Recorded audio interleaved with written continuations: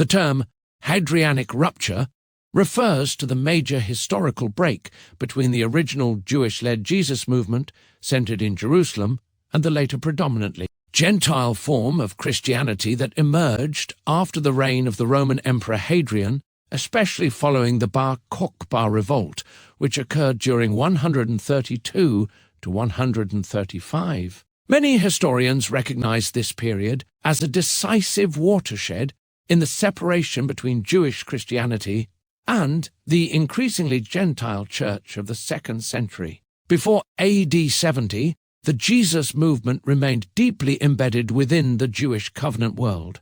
Its leadership was Jewish, its scriptural framework was Israel's scriptures, and its central concerns revolved around covenantal themes such as the law, temple, circumcision, messianic restoration, and the hope of Israel.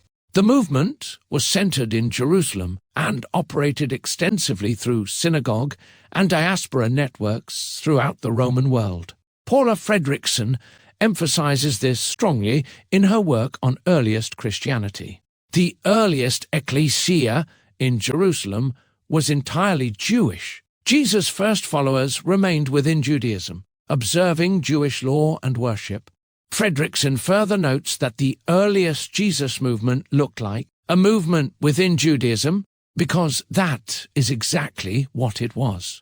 Even after the destruction of Jerusalem and the Temple in AD 70, Jewish followers of Jesus continued to exist, and Jerusalem retained symbolic importance within the movement.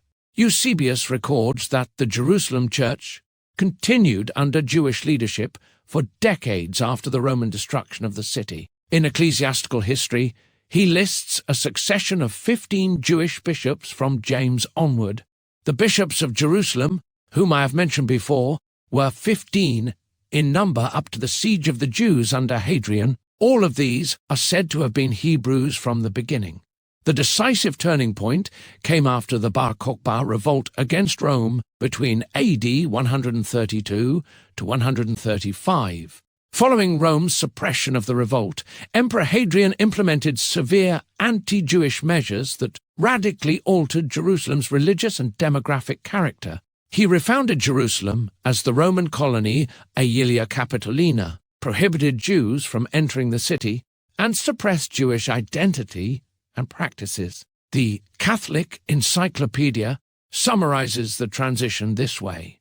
After the rebellion of Bar Kokhba in 135, the Jews and Jewish Christians were excluded from Jerusalem, and the first Gentile bishop, Marcus, was appointed. Eusebius likewise describes the transition from Jewish to Gentile episcopal leadership. The church there was now composed of Gentiles and after the bishops of the circumcision.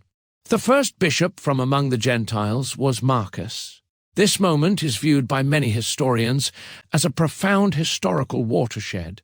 The original Jewish leadership structure connected to Jerusalem disappeared, and Gentile Christianity increasingly became institutionally dominant. Theological emphasis gradually shifted away from the covenantal concerns of Second Temple Judaism toward broader Greco-Roman philosophical and religious categories. Historian Marcel Simon famously described this transition as the marginalization of Jewish Christianity within the expanding Gentile church. Jewish Christianity was progressively isolated and eliminated as the Great Church became increasingly Gentile in composition and mentality. Likewise, James D.G. Dunn argues that the earliest Jesus movement must be understood fundamentally within Jewish categories rather than later Christian assumptions. Christianity began as a sect within Judaism and only gradually emerged from that matrix. From an Israel-only Io perspective, the Hadrianic Rupture is historically significant because it provides a plausible mechanism explaining how a first-century Israel-centered covenant movement could later develop into a more universalized Gentile religion operating with substantially different theological assumptions and interpretive frameworks. Within the Io framework, the New Testament narrative concerns Israel's covenant crisis. the transition from Old Covenant to New Covenant, the gathering and restoration of covenant Israel, and the imminent judgment culminating in AD 70. The apostles were Jews. The movement was centered in Jerusalem. The mission operated largely through synagogue and diaspora networks, and the central disputes involved covenant membership, circumcision, Torah, temple, and the hope of Israel. Scholars of Second Temple Judaism and early Christianity repeatedly emphasize the synagogue-centered nature of the earliest mission. Craig S. Keener notes, diaspora synagogues commonly included Gentile sympathizers and God-fearers attracted to Jewish monotheism and ethics. Similarly, F. Bruce writes, the God-fearers were Gentiles who attended synagogue worship and were in varying degrees attached to Judaism. From the Io perspective, this covenantal and synagogue-oriented environment defines the original audience and scope of the apostolic message. The Hadrianic Rupture therefore becomes important because after AD 135, the historical landscape changed dramatically. Jewish leadership in Jerusalem disappeared, Jews were banned from the city, Gentile bishops assumed control, and Christianity increasingly detached itself from its original Jewish covenantal context. As this transition unfolded, later Gentile Christianity gradually universalized the biblical narrative. Israel's covenantal drama came to be reframed as a timeless religion directed equally toward all humanity. Covenantal categories were transformed into universal. Anthropological categories and first-century immanence texts were increasingly reinterpreted into long-range future expectations extending far beyond their original historical setting.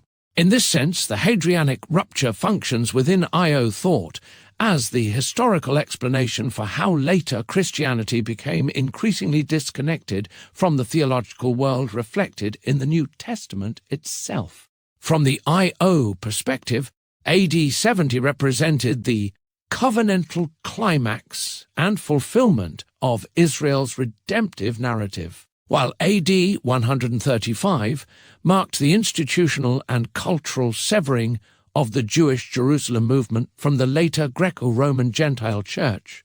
The rupture is therefore viewed not merely as a political event, but as the historical turning point at which the surviving Christian movement became progressively detached from the original Jewish covenantal environment that produced the New Testament writings.